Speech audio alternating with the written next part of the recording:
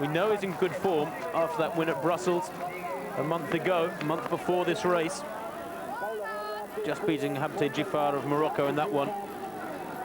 He's doing a fair bit of travelling around, and he'll want to go back to Kenya very soon to get on with his preparation for a defence of his world cross-country title.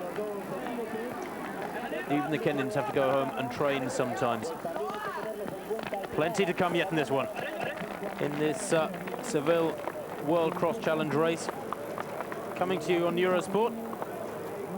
And of course, we'll bring you that climactic meeting of the season, the World Cross Country Champs too. Just giving you an idea of some of the top men to watch for in a couple of months' time. Paulo Guerra of Portugal still leads. John Brown looking very comfortable there, wearing number 2. Keith Cullen with the long black hair. A man who has a full-time job as a graphic designer. Works up in North London, lives in Highgate indeed. Trains at Enfield. Really one of the men caught between the amateur and professional eras, if you like. Keith Cullen wants to turn professional. Can't really afford to give up his full-time job. Yet isn't sure if his racing earnings, his athletics earnings will be enough to keep him going. So many young athletes teeter on that dividing line, if you like, between the two groups of people. Those who can afford to turn professional, those who can't. Some of them take the leap with poor advice, it has to be said, never make it. Some of them, perhaps it's the one thing that holds them back from becoming truly world-class. Well, Guerra running very aggressively through that muddy section again. John Brown suffering a little bit, I think, each time through that mud. Turgat moved through to second place. Cullen coping with it as best he can. Bichioza still up with that lead group.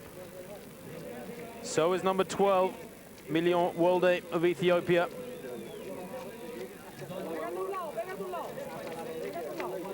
And also into the frame now is Emerson Isaben of Brazil, number 14. He's towards the back of that group now.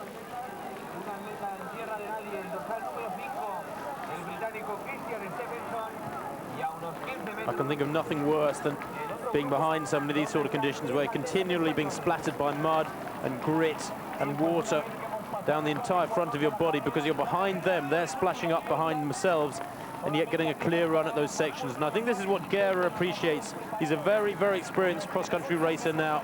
He knows if you're going to travel at optimum pace, you might as well be in the front. No point in hanging back.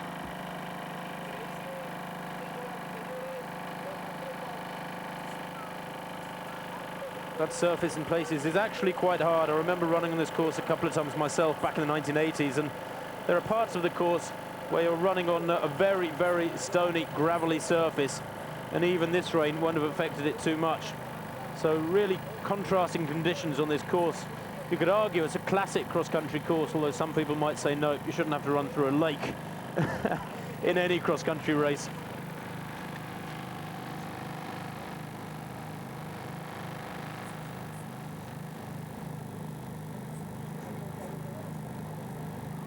Well, lapped runners are not really what you need on a course like this.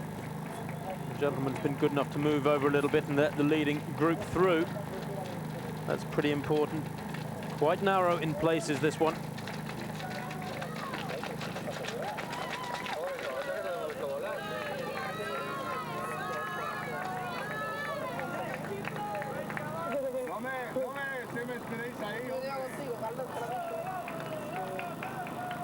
Guerra constantly checking over his shoulder there. Perhaps just looking at the features of Brown, trying to see what sort of state the European champion is in.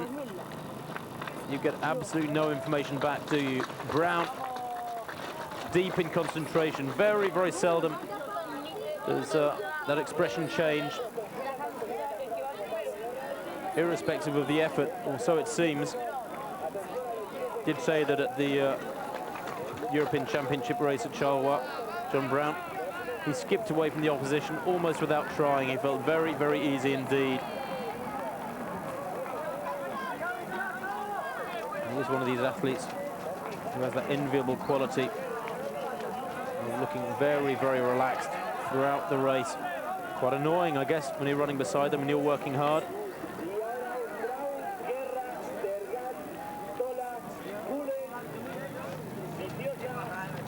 Well, single file now, and certainly the tempo has picked up a little bit as this battle between these two, dare I say, the two of them with the world champion right behind in third, but John Brown wearing number 2, Paulo Guerra of Portugal wearing 3, is beginning to hot up. You can just sense a tightening of the screw. Tergat in third. Back in fourth place is 13, that's Gurmat Tola in the green for Ethiopia. Keith Cullen beginning to drop back a little bit now. He's run superbly so far. If he can only go with this slight pickup in tempo, then he would be dragged clear of 3 or 4 of the others. But the gap's developing now, and very, very quickly indeed. Look at that. Tergat back to Gurmat Tola, and it's a 6 or 8 meter gap back to fourth place. Cullen in turn in fifth is about 4 or 5 meters back. Viciosa running supremely for a middle distance runner in sixth.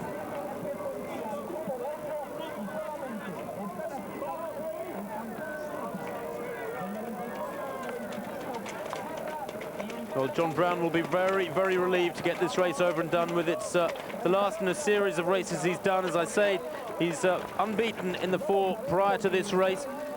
That record looks to be under threat